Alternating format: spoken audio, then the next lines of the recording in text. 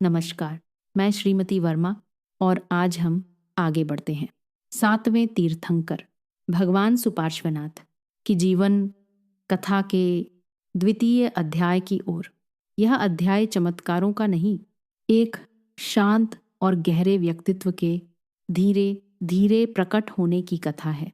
तो आइए मन को स्थिर करें और उस बाल्यकाल में प्रवेश करें जहाँ महानता बिना घोषणा के आकार ले रही थी।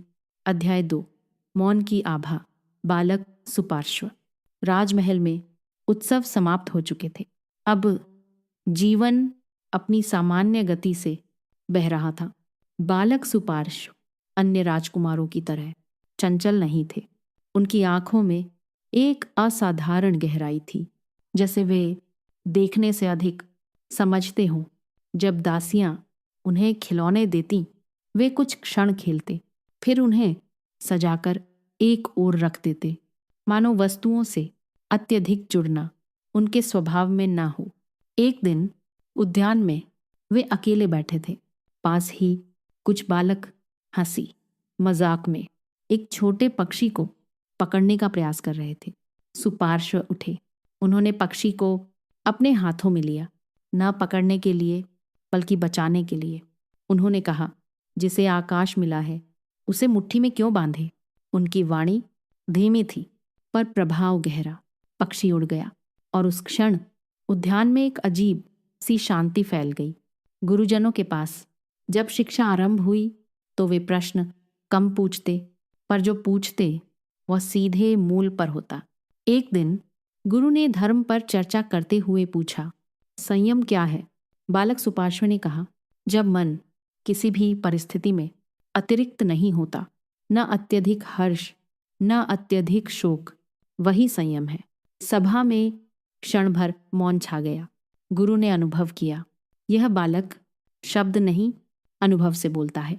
धीरे धीरे नगरवासियों में भी उनके प्रति एक विशेष सम्मान उत्पन्न होने लगा।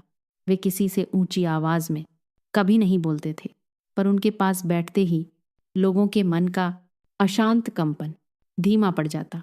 महारानी पृथ्वी देवी कभी कभी उन्हें देखती और सोचती, यह बालक मानो भीतर से पूर्ण है। पर सुपार्श्व के भीतर एक और प्रक्रिया चल रही थी। कभी कभी वे गंगा तट पर जाकर बहते जल को देखते रहते।